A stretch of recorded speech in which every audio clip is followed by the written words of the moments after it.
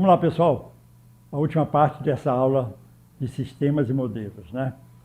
Naturalmente, tem muito material aí, além da bibliografia, para vocês poderem ler. Mas as próximas aulas, muitas delas, vão explorar com um pouco mais de detalhe alguma coisa desses subsistemas, desses componentes, desses modelos. Vai ser fácil, em termos de conhecimentos gerais, vocês terem um conhecimento um pouco mais desse sistema que nós somos tão apaixonados, que são os portos, nossos sistemas portuários. Tá? Então, vamos lá para finalmente. Parte 9, nós vamos explorar mais os modelos, esses conceitos de modelos desses subsistemas. Então, a passagem dos portos concentradores, né, nós falamos lá historicamente muito rápido, né, mas nas expansões marítimas, lá, o que foi Veneza, Constantinopla, né, daqueles centros de distribuição lá ao longo do Mediterrâneo. Nada mais do que esses modelos de portos concentradores, e o container recuperou isso. Isso é excelente. Né? Então, vamos falar aqui de navegação, né, de longo curso, combinada com a de cabotagem, o que é esse serviço feeder, que muitas vezes a gente ouve falar, feeder, esse termo em inglês, né, alimentar. Então, nós vamos explorar isso um pouco mais. Né? Então, o que vem ser esse porto concentrador de carga, ou do termo em inglês hub port, né? Navios de longo curso descarregam para um porto concentrador, que, por sua vez, carregam navios costeiros, tá? Que, por sua vez, carregam essas cargas para esse porto concentrador, que embarcam em navios de longo curso.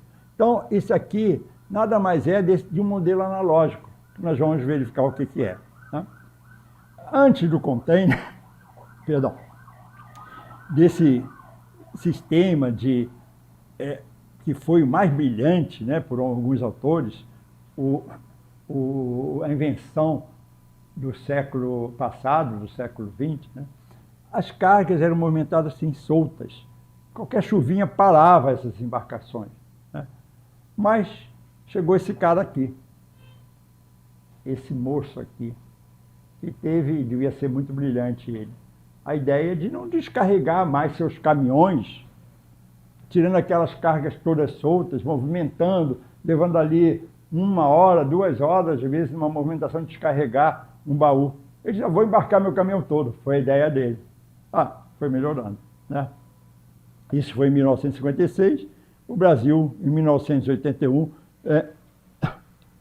construiu seu primeiro, e começou a operar seu primeiro terminal de container. Os indicadores portuários, como nós falamos, tá? Tudo depende dessas políticas, tá? As políticas aplicadas. Né? Aqui a corrente de comércio, participação de Santos no sistema portuário nacional, que a gente já falou. Né? Essa localização, a Interlândia, porque a Interlândia é importante, essa área de influência do porto, porque ali tem um PIB, ali tem uma geração muito grande de bens e serviços. Então, o porto é atraído uma localização em função dessa área de influência. Há uma demanda, né, para isso.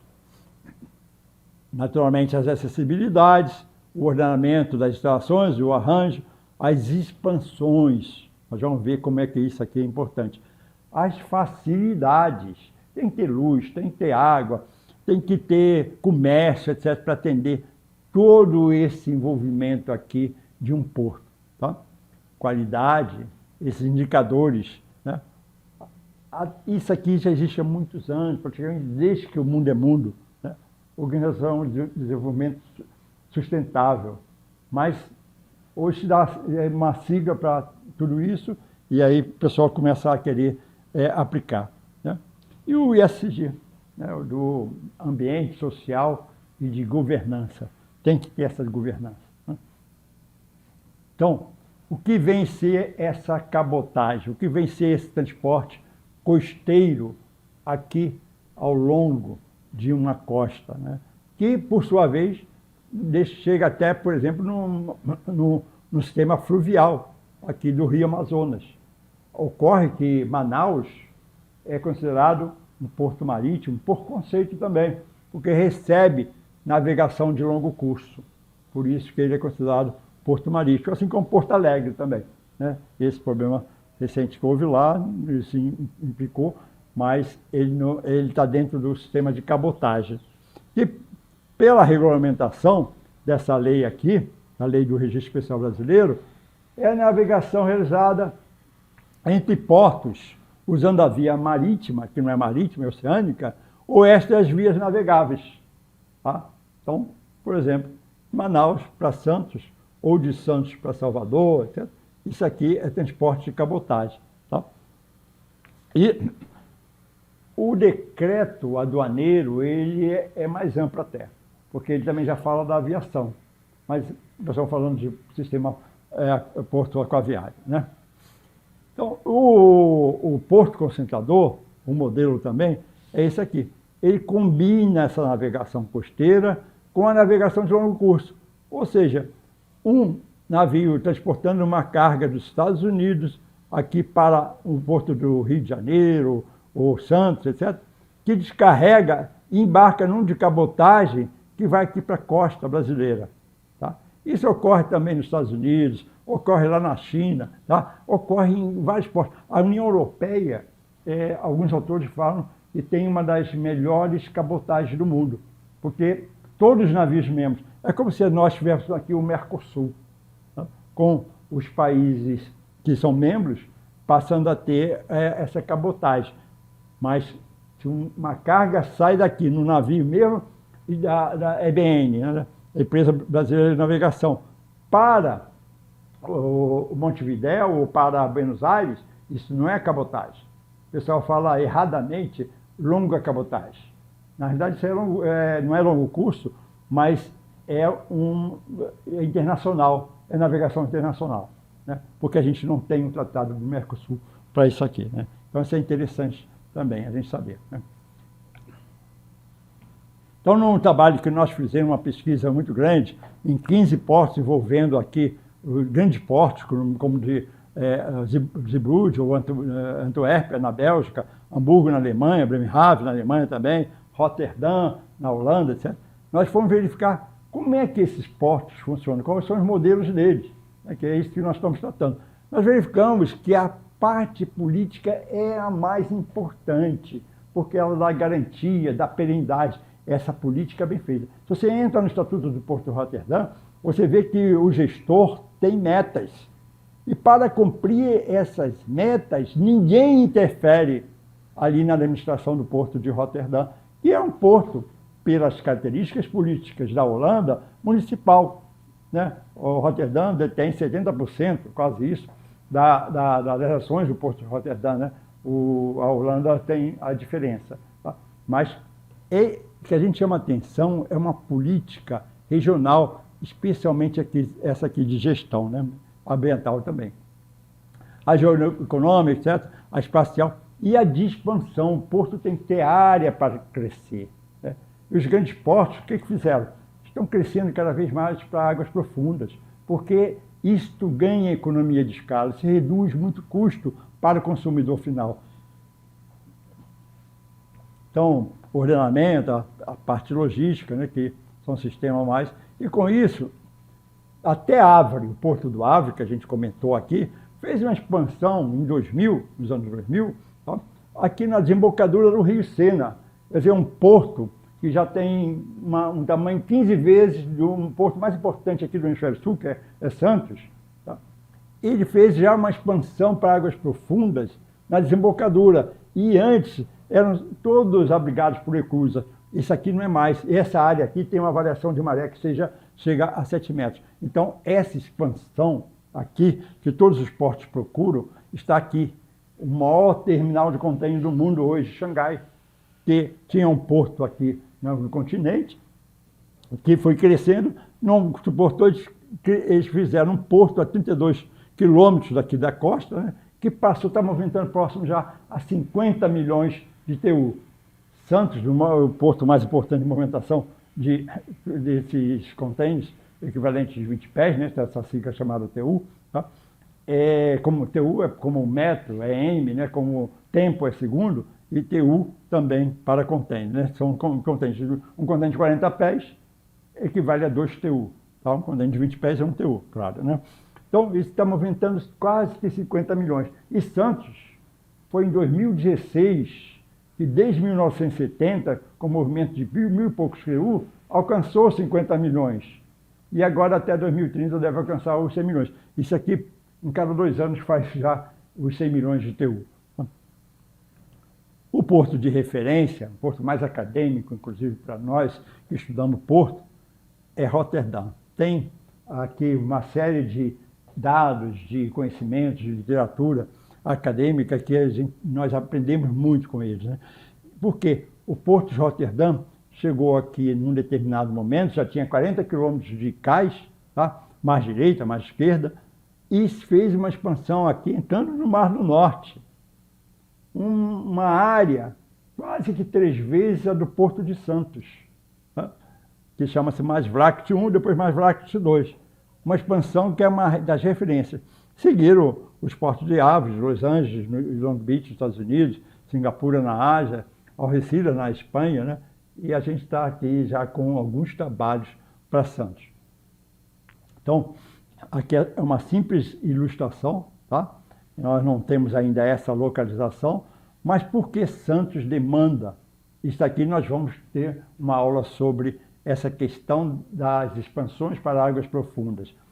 Forte solicitação do comércio, tem uma rica localização no Brasil, tem uma Ritelândia com o maior PIB, tem um comércio que a gente já citou vários exemplos aí, representa em 35% do corrente de comércio, movimenta 40% dos contêineres na costa brasileira, é o 4º porto das Américas, né? É o primeiro de cabotagem, tem forte demanda nacional e feeder. O feeder é aquele serviço de descarregar um longo curso para um de cabotagem, ele faz aquele transporte e vice-versa, né? É o hub já considerado da costa leste sul-americana, tem as melhores condições de qualidade, né? Acessibilidade, regularidade, tradição, credibilidade. A despeito que essa acessibilidade há uma demanda, um pedido muito grande. Então, vamos entrar aqui em algumas definições. Aqui, esse que a gente citou lá como sistema, né? O que vem a ser? Né? Uma representação esquemática de verossimilhança. Quer dizer, a gente quer demonstrar através de um modelo, de quadros, etc., como é que é aquele empreendimento, né? No caso aqui, um sistema ligado ao sistema terrestre, o sistema caviário e o sistema porto. Esse modelo aplicado aos conhecimentos básicos, né? O analógico, representações esquemáticas, né? Os icônicos é o físico, né? É tipo uma maquete, né? O matemático já tem já um pouco mais de 50 anos até, que a gente acelerou muito, inclusive, para nós que estudamos um sistema, um empreendimento, esse tipo de modelos. Os híbridos é a integração deles todos. Tá? Então,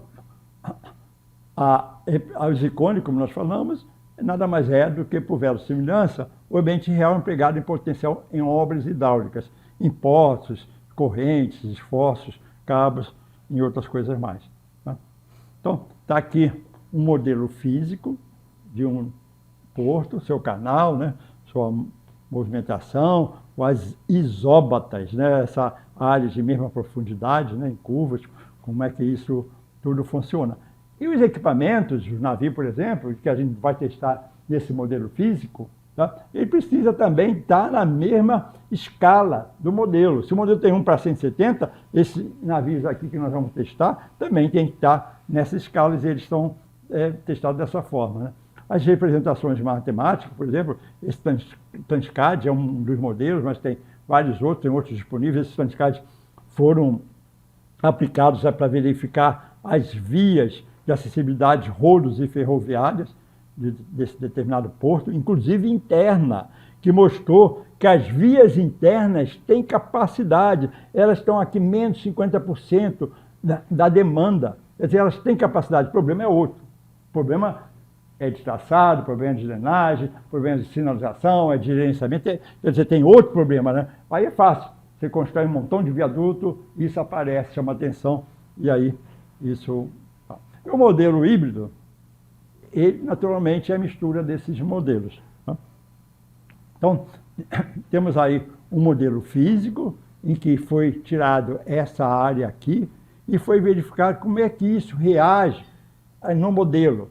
Tá? Um modelo aqui, se eu não me engano, aqui é 1:120, um modelo muito bom, tá? Em termos de escala. Isso facilita muito para o observador.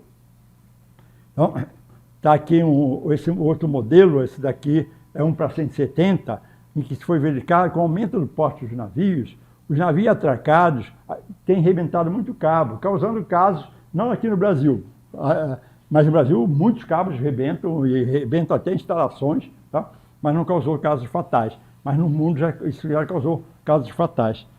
Eu queria tentar ver se vocês vão testar depois.